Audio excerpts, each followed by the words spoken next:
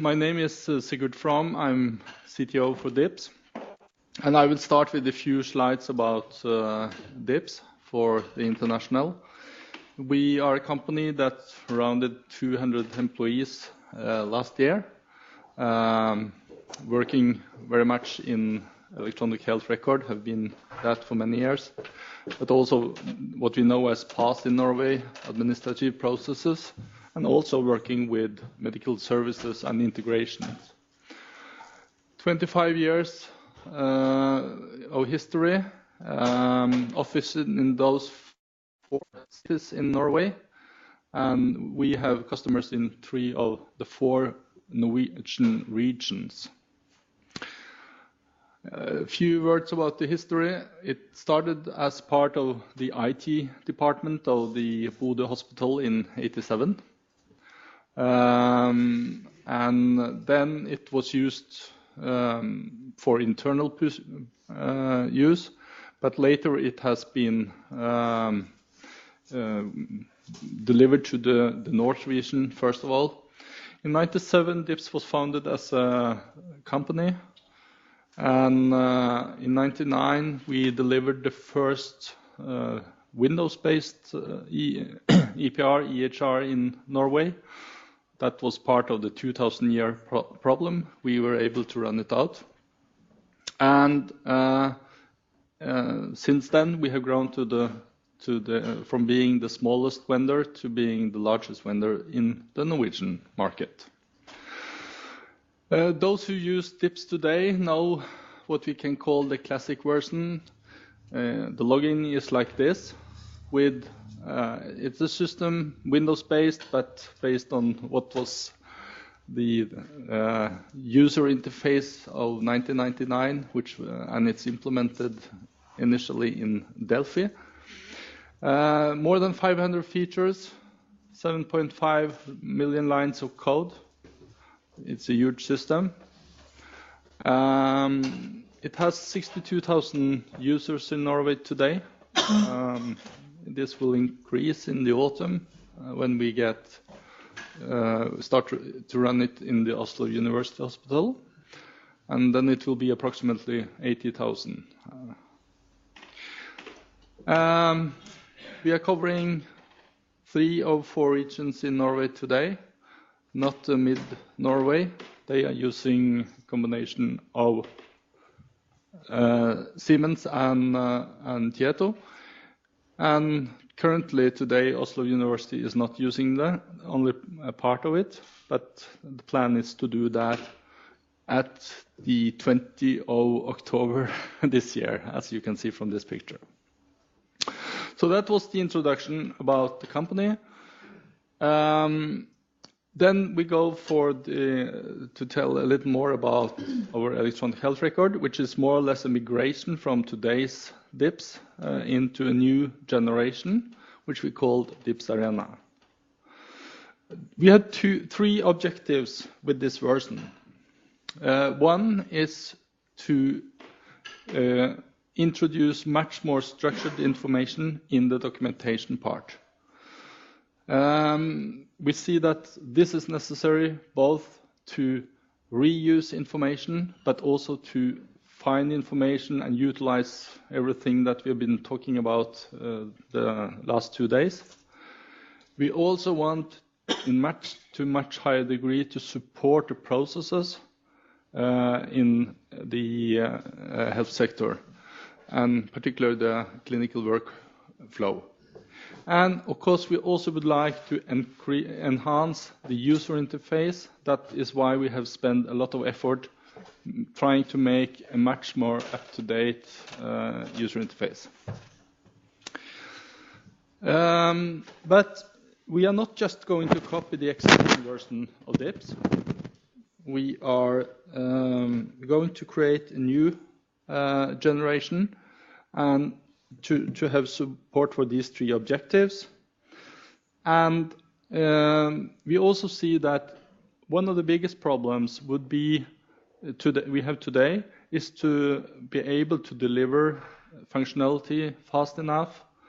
Today we have to write code for many of the things we need to put in the system, new functions. We want to make this much more flexible so that we can spend the time of our developers as efficient as possible. And in order to do this, we have introduced what we call model-driven development, which basically is that we deliver a kernel of a system that is much easier to configure than current systems. The configuration should be both the forms in the system, the workflows, and also the processes and how to connect this to the guidelines, as you see here on the top. So the top level of this should be model-driven. The bottom level should be core functionality in the system. And we have looked very much into the OpenEHR when we selected this main architectural model that has been the basis for our new development.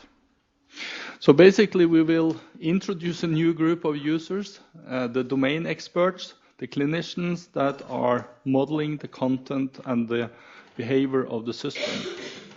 And this is quite a new way of doing it. We have been modeling the system we have today, but we will do much more of this in future generation, and Tomas will come back to this.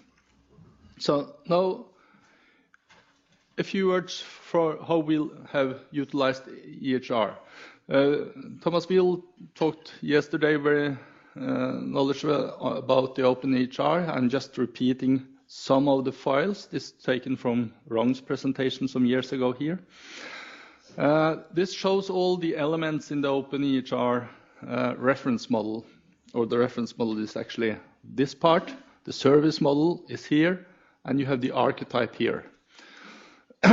The virtual EHR is and the EHR service is what you actually have to implement into the system, utilizing all these specifications. And we are focusing on implementing this. And if you look at the system architecture, this picture is taken from the standard, from the architectural document. You can see we can implement an OpenEHR EHR in different ways, either on top of legacy databases. We can add query engines or implement it on top of these kind of services. We can have specific application utilizing a virtual EHR, or we can have a web-based solution. And we have very much selected this approach here in the current implementation. And here are, this one doesn't look well on the screen. It shows the service orientation, which is very much the core of our architectural approach. It should have some error here that is not shown. If you look at the architecture for the new DIPS Arena, it's service-based. We are partitioning the system according to main functions, but we are also having a layer structured with the storage, the persistence layer at the bottom, being both an Oracle database, but also we are adding index services using Solar. And we also have added recently a new reporting service. At the application level, here we have our main modules. Health record is the most essential one, and this is also the one that today are supporting archetypes and OpenEHR. And we have different components on the client level, both for desktop, and we're also doing some first implementation of mobile clients. This part is very important to us. We are integrating with more than 100 different partners in the Norwegian market. And we do this through a set of interfaces here, and with supporting services for those interfaces. From the client side, where we have context management across our own and other clients, with message broker to handling all kind of message traffic to and from DIPS, and a new service broker, which is basically offering a number of REST interfaces. We have been used to make available what we call DIPS API, but this is an old-term COM-based solution that we will substitute with a REST-based solution. Also in the service broker, we are currently supporting Health Level 7 CDA in some interfaces, and we also support IHE XDS. Here are examples of different third-party systems that can integrate to DIPS. We also have other programs outside the EHR, which are used in the Norwegian healthcare to communicate with typically primary care and other systems, like the DIPS communicator and interactor, which is used by the primary healthcare and social sector to send referrals to the hospitals and lab requests. If you look particular at the health record, focus on that part, we have today, or the traditional DIPS as you know it today, has a document service serving text documents and storing them in what we call the DIPS DB inside our Oracle database. We have recently added search in free text using an index service based on Solar, but now what's been working with for the last 2 years is an archetype-based service that stores the data in a structured manner in the database, with an ability to also to query information and to have a form mechanism for taking templates from archetype templates and converting them to forms by an automatic way as an engine. On the top here we have the interface to the health record, and then a number of modules that are utilizing the services from the health from the archetype interface. So this is the virtual electronic health record service as you saw it on the previous picture. I will not go too much into the technical details, but try to show you some of the concrete examples how we have implemented it in, and as it shows up in the user interface. And this is the new Arena user interface. This is what you get when you log into the system. You get a desktop with a number of tiles equal to what you see in Windows 8. And when you then select a patient, you get some new tiles. You get the name of the patient here with some details about the patient. You can enhance this. And then you get information from the patient record. Here you can see the latest contact documents and a tile for all the documents. And here panorama, which is viewing time in a time chronic. These tiles are independent on the patient. These are for the specific patient. Here you can have, you can have patient list that goes across for, many patients. For example, searching for all patient on a specific post. These tiles are for more administrative purposes, which is probably not available to all users. In the new user interface, we can show documents. These are the latest notes on a specific contact. You can also have contact information. More persistent information like previous illness and also what kind of medication you are standing on that are persistent over more than one contact.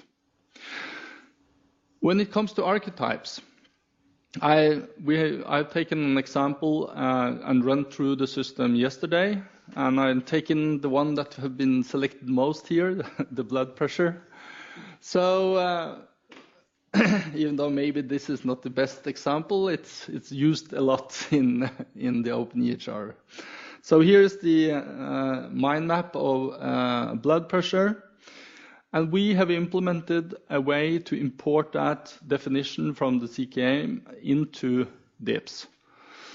So, and the way we do it, if this just is to illustrate the internal process, we import the archetype, we import the template, the old operational template, and then we today generate user interface automatically based on the template. And we have like 3 different modus for the same template, and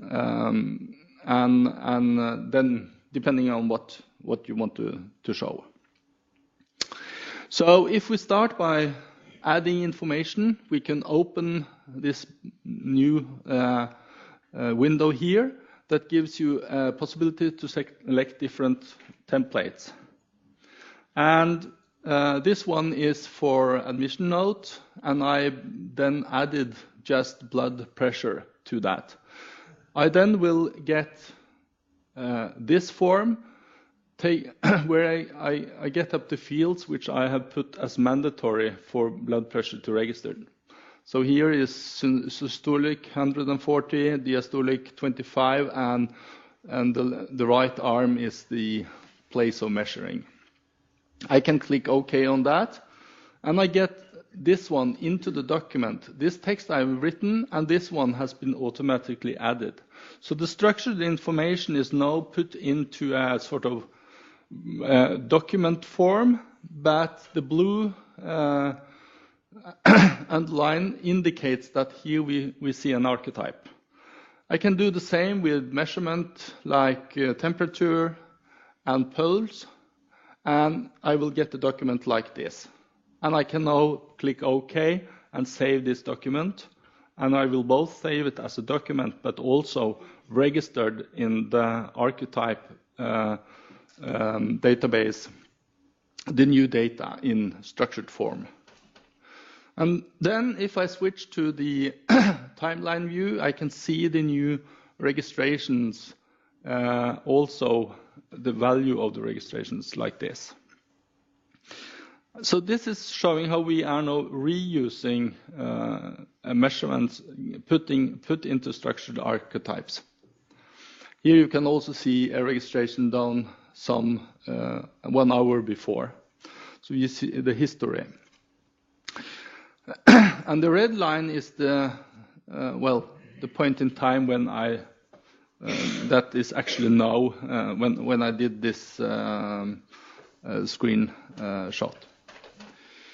I can also use the patient list and add this kind of information to the patient list.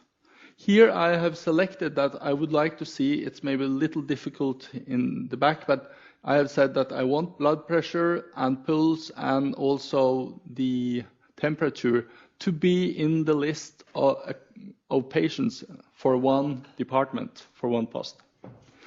And you can see the same, the latest value for each of these is now turning up in this patient list. And the ability to take structured data and present it in a timeline, we did last autumn. We connected it to a medical device, and we took a lot of data into the system using the interfaces we have and store them in the archetype database. So basically, up to now, we have looked into operations, which is one type of archetypes. We can also have evaluations, and we can also have instruction and actions, which are other part of the domain models for archetypes in the OpenEHR. I just want to give an example of instruction and actions that we have, that we can show in this panorama. This is just a small adding an operation where you see the operation as such as an instruction, and here you have one item, an action in the timeline. We are working a lot with instructions and actions, and here we are on a more open ground because this is still there are still new things in the OpenEHR archetype model, how to support number of how we go from one instruction to another instruction and things like this. But this is a very important area to solve and find good solution. If we know, I've shown some screenshots from the use of DIPS Arena. There are a lot more in the system, but I also want to address another part, how we can do the admin of the archetypes. So there need to be an infrastructure for handling archetypes, as we have been talking about during the 2 days. This picture from the architect standard, OpenEHR standard, shows how you go from a CKM into importing archetypes and templates into your particular electronic health record and storing them in an archetype database internally. Then you use this to at runtime to create the different health record with the different contributions. So if you think about this, how are we doing this? We have added into DIPS a specific tile which we call archetype admin, which we have two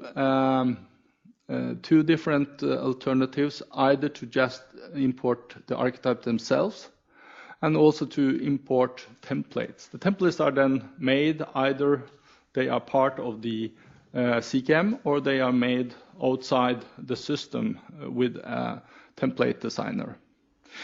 Now you can see we have a number of archetypes already registered in the system, and the information here is basically the definition and how we get the data from the archetypes that are utilized when we do a query in the database. The same for templates, operational templates. Yeah. So, and what we like to see is to enhance the whole admin of archetypes much more, to make it even more flexible. Because the way we do it is we import archetypes, then we tell the system how should they turn up in the form viewer, how should they turn up in the panorama timeline viewing. So there is a number of things we can configure in order to utilize the archetype in a flexible way. If just to summarize about the architecture, currently we are, as I said, implementing this interface both for getting forms to the different applications. We are auto-generating today the forms, and then we are able to do queries. What we are planning to do further on is to make the form even more flexible. We see that just auto-generating forms based on operational templates is maybe not flexible enough to deal with all the cases. So we want to enhance this and utilize standards that we like to see for defining the forms and rendering forms into our different apps. So that's one enhancement. The other important enhancement is to standardize the way we do queries. Currently, we are doing a more proprietary query to get the data, the archetype data out of the database. But as you know, there is an archetype query language, AQL, and we are now planning to implement this to make all the apps being able to do AQL. And we are working very much together with the other vendors, Maran, for example, to deal with this issue. So further development on the short time is supporting AQL. It is to do a general form render, put that into the system, so we can have more flexible forms.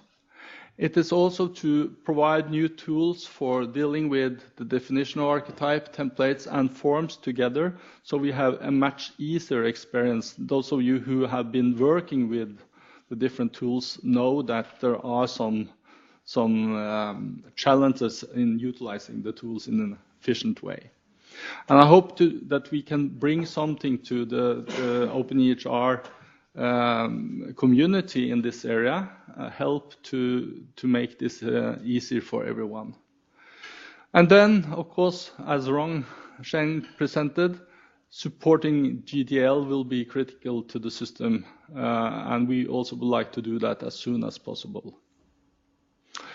So in the end, I just want to show you an example if we can get the healthcare sector up and running with OpenEHR and the standards. If we think about having two different hospitals with their implementation of OpenEHR, and they are both based on the same CKM, I see a possibility to both make it much easier to introduce changes in each hospital, but also to start thinking about communicating between the hospitals utilizing the same information. I think that will be a major shift in the time it will take to introduce new communication between parties in the healthcare sector. And also, if we can do the same in the communication with the national quality registers, this is normally things that take from 5 to 10 years to implement new access to the quality registers. This could be shortened down to maybe months or just years, or a much shorter time if we can utilize the archetypes, also for communication. One of our main challenges is to transition both internally and for all the clients that we have, how to get into a state where they are on a modern platform which is archetype based. I have two basic ideas in my head all the time. It's been like this for a year, and I don't remember my kid's name. I don't know if my dog's alive. I only have two things that I think about, and one is the implementation of the existing DIPS Classic on Oslo University Hospital, which happens to be one of the largest hospitals in Northern Europe. Enormous construction of 4 hospitals with 4 different systems, not 4 different EHRs. They have only 2 different EHRs now, but they have different POS systems, they have different lab systems, they have different PAC systems. Actually, it's the way that if earlier in history, if one of them chose one system, the other one would go to any length to choose a different system. So it's pretty heterogeneous. It's a fantastic project. It runs very well, and I'm confident and it's not because of us, it's because they have a very professional staff that actually does this, runs this project. It's about 62,000 man days invested into the project organization alone, 250 something people for 2 years, 1 billion documents that they convert, and so on and so forth. So that's one idea. And while we support that big implementation of the old system that we have, the one that we are not that concerned about developing at anymore, we are going to develop this arena. So it makes us kind of very broad standing in the sense that we have one foot here and the other foot there, and it's sometimes quite complicated. To us, it's a huge investment, the DIPS Arena. Roughly about 150 million euro goes into the development of DIPS Arena over the course of 2012 and 2016. And OpenEHR is a central part of the strategy. The goal is not very humble. It's to develop the world's best EHR. Should be that much. And with a high level of functionality, an open platform, and a flexible structure, so that we can, exactly like Rong so brilliantly explained, we can follow the development of medicine. So, how do you go about when you want to move 15 hospital trusts, big hospitals, some of them, and 75,000 users from one platform into another platform, which is extremely different from what they know today. From a well-known data structure into a system that is, if you don't have a feature, why don't you go ahead and develop this feature as an archetype or a template and then have it in your system? It's a totally different way of thinking, not just for the hospitals. This is the schematics of how we go about it. This is our client-server application that is currently running, or actually it's this version where there's a part service-oriented architecture, and then the arena client on top of that same, and this one. It starts to get complicated, right? At least for me as a doctor, it's getting quite complicated at this stage. But the end stage over here is a totally new system where the customer didn't, hopefully, have to convert any data on the way. This is another way of putting it. We're changing the engine of the plane in flight. And this is how it feels like.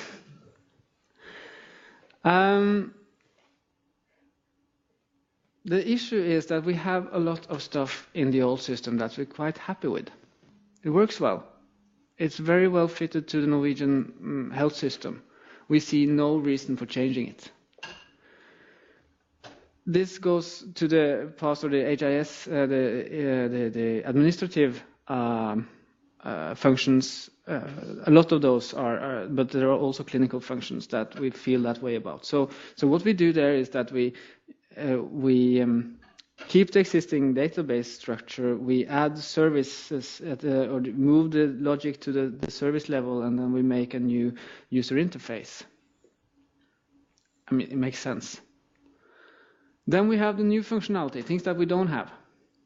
That is based, and it's mainly related to clinical functionality.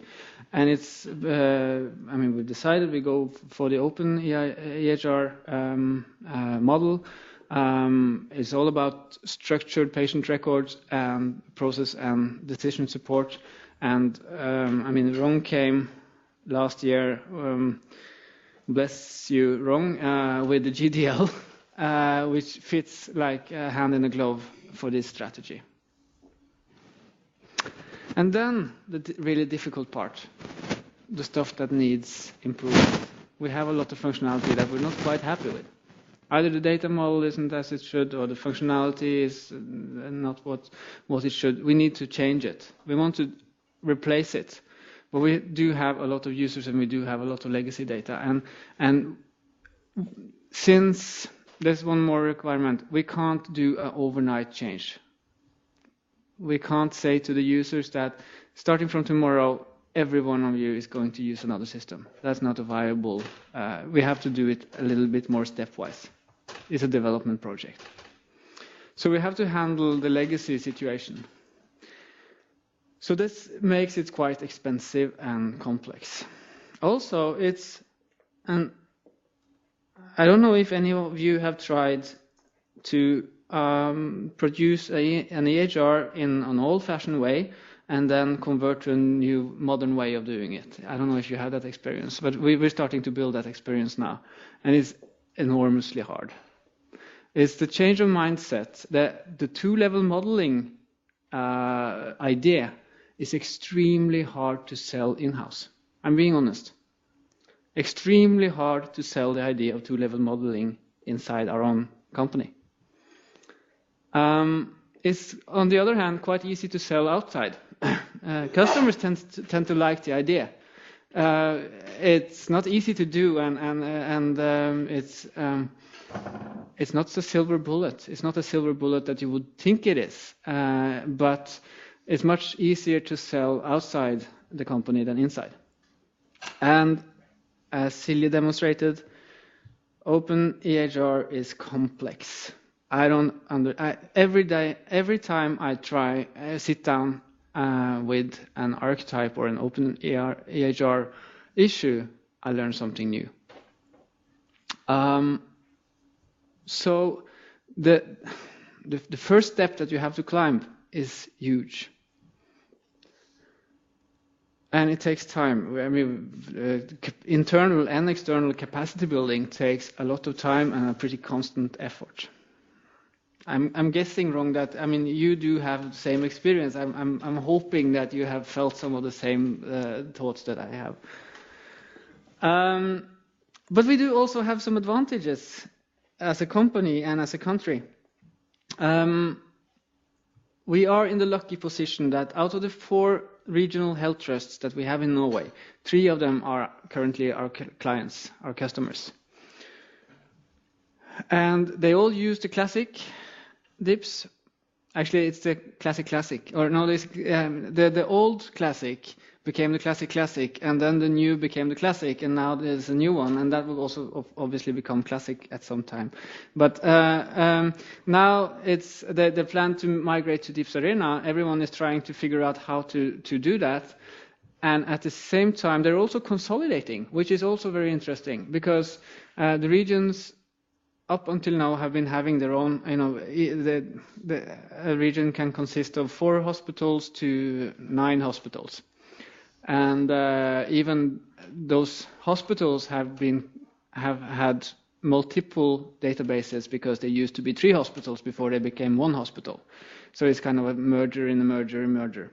And what the customers are doing right now is that they are merging their databases into as few as possible, which gives us, again, the same opportunities that Rong described, stuff for whole regions.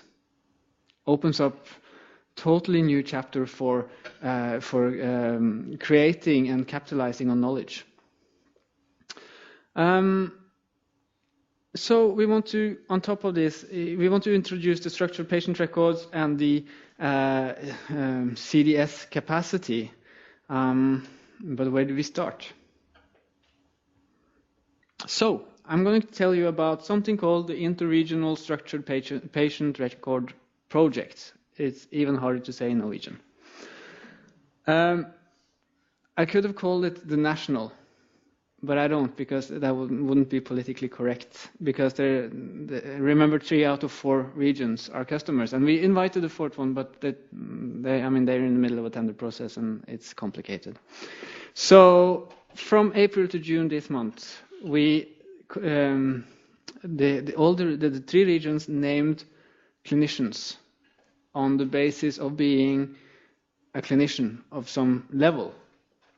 Most of them actually, archetype naive, never heard about an archetype.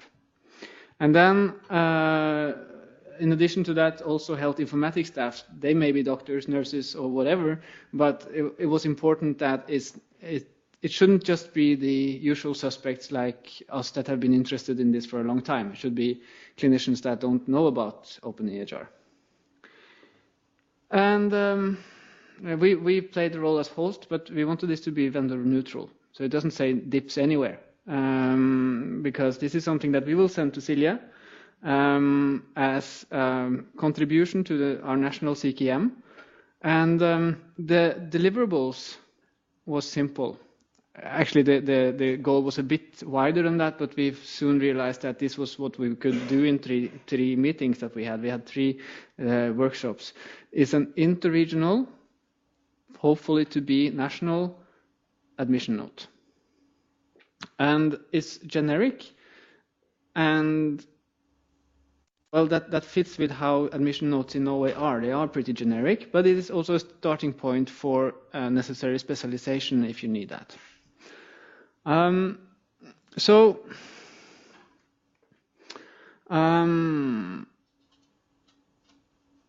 The first step actually didn't have much to do with archetypes.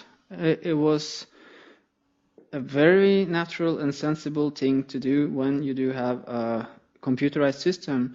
That is to pull out information from your admission note that is really persistent. that isn't new from time to time, but which is actually just repetition of something that you're reading. You read into the dictaphone. The most expensive cut and paste routine or copy and paste routine in the world is when you read from the screen into your dictaphone and someone types it up over again. And I've done it myself. I'm not proud of it, but it happens every day in our hospitals. So what used to be one document, text document, is now proposed as 5 to 7 documents. And 5 to 7 depends on whether you have a medication system or not. So we have a document which resembles the problem list that we know from OpenEHR, a heredity document, social status document, substance use document, and so on. And then step 2 was to structure these documents again. The starting point was the generic template that we have today in all hospitals and then that all medical students learn to recite from heart when they study medicine. It's a 2-page document going through first the background and the presenting problem and natural functions, and then the head-to-toe examination. And that's a very interesting thing, because I'm not sure how it is in other systems, but I've been wondering, why did we keep this document when we introduced the paperless system more than 15 years ago? 13 years ago, we had the first hospital in Norwegian that was allowed to be paperless, no paper master. Why did we keep this document, what we call electric paper? And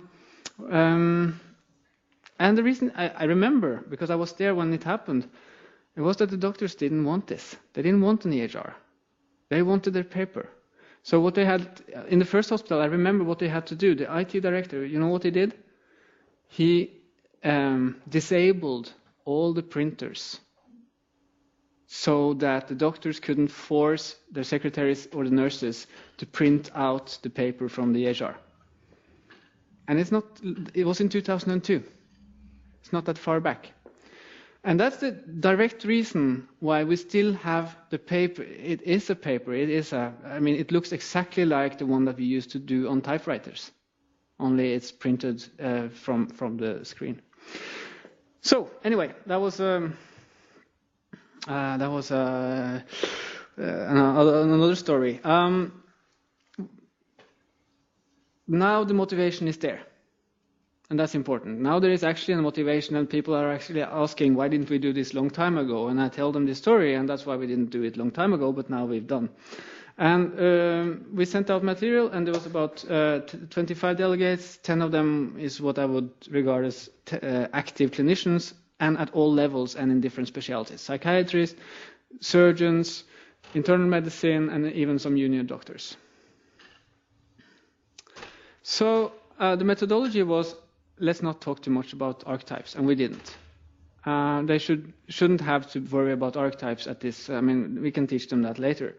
But we said that for each paragraph in this document, decide whether you want it to be in the future free text or structured data, and you had to explain why it is so. The why was important. Every time we said something, it was a why attached to it. And the goal was to have a 2-minute admission note, not a 20-minute total form. So speed was everything. And we used mock-ups. We didn't use our system. We did show it once, but it was actually a point not to use it, and that's 2 reasons. One is that we wanted it to be vendor neutral. The other one is that clinicians tend to catch, why is that a drop-down and not a checkbox, and why is it like that, and it should be the other way around, and miss the point. So we drew prototypes instead, the mock-ups. And this is just an example. It's not beautiful, and that's not the point of it, but it shows the persistent documents here, and what we did, which is not how the archetype is today, but what was a very strong feeling from our panel, is that I don't need the structured findings. I don't want to waste time on that because it gets quite complicated. So they elected not to have structured findings, But they wanted simply to say, is this normal, is this pathological, or I didn't really examine it at all. That's what they need. Interesting. I'm not sure if we would have landed on that without asking, but that's what they actually wanted at this level. So we haven't really analyzed we had the last workshop yesterday, but there's around 40 archetypes involved, 5 to 10 depending. Of them, we cannot find suitable archetypes in the international CKM as it is, so they have to be made from scratch. And 10 to 15, depending on the number above, will need to have some changes in order for us to use it. And that's very interesting, because it also will be kind of a check. Is it possible to collaborate on this across borders, across systems? Will the others agree, or will we have to make our own archetypes, which hopefully are quite similar but not exactly similar? That's an interesting question. I'm sure we can have discussions on that. And what we actually have, what is actually within reach, is a national standardized document that is used for every admission in this country. I mean, if Epic wins the next tender in Trondheim, we can offer them this template. It's vendor neutral, so if they want it, they can have it. That was a joke. You didn't get it? But it's based on international archetypes. That's within reach. Okay. I don't know how much time I left. Do you? It's okay. Okay. Yeah, fine. Then I can slow down. What else? This is not this is just one initiative. I'm going to tell you briefly about 3 other initiatives that we are working on right now that is based on archetype. The first one is the psychiatric commitment functionality. And then there's something on surgery planning and one ER tool. To start with psychiatric commitment, a few years back, or actually a lot of years back now, it must be almost 8 years back, there was a new standard made in Norway. We have used to have a standardization office that made a new standard. And it will be made law probably next year. So all the hospital has to adapt this standard for their psychiatric care. And the current module that we have in DIPS Classic doesn't really fulfill all these requirements. I mean, it does the job, but it's not according to the standard. And the focus of this is that, this is involuntary psychiatric commitment, and I'm sure in every country that is a big deal. When you take someone's freedom away, there should be checks and balances. And the focus is very much on correct due process and having the paperwork and the workflow in order, and being able to show that, to document that and show that. For us, we said that, okay, we have to do this anyway. Let's use this as an example to see how far can we get with an archetype approach. If we can solve this with an archetype approach, it will be a quite solid evidence that we have made the right decision. And it's a little bit of a new territory, an uncharted territory, because it has to do a lot with instructions and actions process. Things that isn't really done. Not that much is done on it, and there are more questions than answers for a lot of these areas. There is a pilot planned here in Tromsø, hopefully this fall.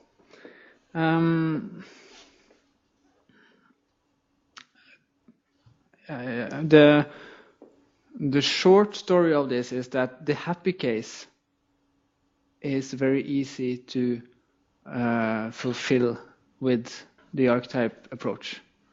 As I will come back to, we probably underestimated the amount of logic and safety that you have to build around such a configurable solution to make sure that the user doesn't do too many mistakes or screw the system up. I mean, it's not unexpected, though, but it's a learning anyway. Same thing for surgery planning. We do have a quite advanced surgery planning module in DIPS Classic, but especially for the early planning, we don't feel it's good enough, and also our customers don't feel it's good enough. And when I mean early planning, I mean from the point where you're in the doctor's office and he says to you, my good man, I'm going to operate your knee. And from there it starts. When it comes to the part, with all the operating theaters and which doctors go where and which knife is where and which X-ray machine is where, that one we have pretty well covered. But the process leading to that moment is not that well supported. Again, we saw it as a nice pilot for us to see, can we achieve this functionality?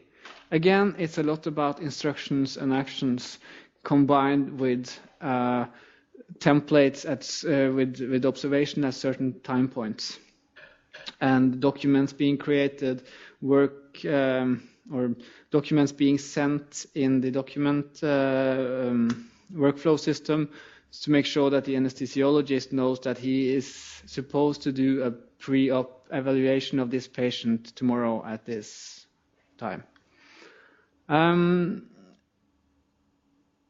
Again, same experience. You can do a lot very easy. And then there are a lot of exceptions that aren't that easy to handle within the model, so you have to do some coding around it. And hopefully, start of next year, we will pilot this also here in Tromsø. We have a close collaboration with the hospital here in Tromsø and with the region, northern region. Last thing I'm going to talk about is the emergency room application, and I mean, Sigurd briefly showed it. It's quite a simple application. It's based actually on a module that we developed for Arena before we went into the archetype, the first thing we did on Arena. And it's basically a wall application, something you put on a big screen in the emergency room, touch screens. It's a patient list, triage functionality. And what we did is that we built in the archetype support that Sigurd showed, the ability that any archetype can be made a column in this list, so that you can add all sorts and filter on all sorts of observations or other archetypes for that being related to this patient. This one, I mean, the original ER module is already in production in 2 hospitals in Norway, but this one with the archetype functionality will enter production on 20th of October, 2 places in Oslo University Hospital. One is they have a surgical ER downtown Oslo, quite high turnover, 300 patients per 24 hours. Basically, if you break your bone or scratch your head or whatever, you end up there, and they treat you and they try to get rid of you as fast as possible. So this is a kind of a logistics tool for them to get you through the system as fast as possible. The other one is the emergency reception at the Ullevål, Oslo University Hospital, where they do the traumas and all other patients coming in. And it looks something like that. This is the list, and this is the triage that is set for each patient, and these are warnings that these patients the time has expired for these patients, so you have to better run there quickly. And it doesn't show in this picture, but you can, as I said, you can configure up any kind of archetypes as column in this application. This is the electronic chart module, or the timeline. And if I understood your question correctly, Aina, this is sort of a graphical representation of archetypes. This is blood pressure, there's a pulse measurement, this is the saturation, O2 saturation. And obviously we can, I mean, this can be manually registered or sent from a medical device.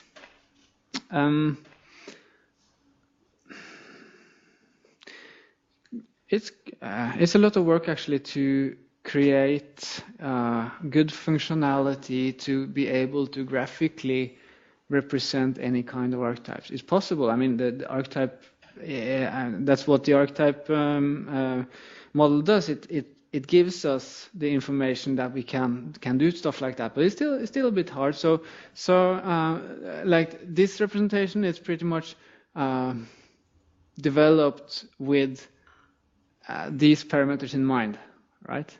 But the idea is that you should be able to do this meaningfully and for all kinds of parameters. So I feel I'm sort of repeating myself, but this is something that I hear from all the other vendors as well. It's powerful. It's probably the best that's out there. Probably the best alternative. But it's extremely complex. It's hard to understand. I don't claim to understand it. I can at best do some modeling.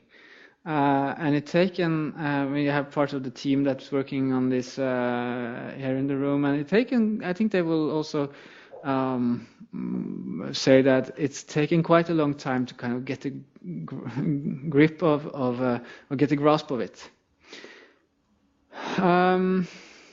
We do have some issues related to the new platform, which isn't due to OpenAir at all, but how we manage a reality with old and new data. And I mean, the OpenAir standard actually opens for some possibilities there, which we will try to utilize. And as Sigurd mentioned, the quality of the forms that we have been making, that's an issue. We see that the users want to be able to create forms that are more specifically designed to their needs. Auto generation doesn't really work. We did underestimate, as I mentioned, the need for business logic around functionality made up around structured documents. And it's usually not a problem when it comes to register or documenting observations or evaluations, but it applies to the process support. If you have an instruction and you have actions that are going to document the state of a certain process, the possibility of the users to do something that you didn't really think about is there. And we have to create functionality or some kind of safeguard around that to make sure it doesn't happen. So, again, we are in an extremely lucky position in Norway because we have such strong customer support for the idea. Everyone on the customer side, I haven't really talked to anyone on the customer side that says that, you know, this open EHR thing, that's a really bad idea. I mean, having an open EMR or an EHR, not the open EHR brand, but the idea of a system that is actually open. No one says that that's a bad idea. But the job is enormous. And we are lucky that we have now, I feel we have a very good collaboration between the industrial partners of OpenAir. We are companies of comparable size. We are we've been able to we have almost the same experiences although we are probably the youngest company in this industrial collaboration, or the company that came in last. But we see that there's a need for a much stronger and more focused collaboration in the open air community. And that is, I mean, first of all, it goes to us ourselves. We have to, the industrial partners have to collaborate if this is going, if we are going to pull this off. But it also, I mean, this also has to do with academic activity. I mean, how do we choose our interest fields when it comes to academic activity? I mean, how are we? Can we collaborate in a way that we all feel is that we are making ourselves relevant to each other? That the research projects feed in a relevant way to where the industry is, and vice versa. Obviously, we need more archetypes. Selling the idea without the archetypes is only going to hold for so long. It's kind of like selling thin air. Until we get a stack of archetypes that we can really reuse between countries and between vendors, this is just a good idea. Same goes for tooling. Again, I wish I had the presentation that Rong had, because last year when I got the GDL editor in my computer first time and I saw what he had done, I was thinking, wow, finally there's hope. Because that's what we want to achieve as a clinician working into this. This is actually what we want to achieve. This has been the whole point for me getting interested in this, is that in health informatics, is to be able to create functionality that helps me in my clinical work. And my clinical work is changing. What was good practice 5 years ago in medicine isn't really considered good practice. And with the tools that we are about to develop now, we can even make that cycle go much faster, as Rong rightly mentioned. And I mean, this is very close to the whole motivation, I guess, for many doctors to be involved in health informatics at all. So it may seem like sort of a pessimistic approach that I give, and I hope that's not the impression. I mean, I've tried to be honest, and this is as honest as it gets. But the essence of it is that, I mean, this is the best alternative. That I'm not aware of any other options that we have that will give us more than the track that we have selected now. But it is a lot of work. It is quite hard to do. I mean, intellectually very stimulating, and no single actor is going to be able to do this alone.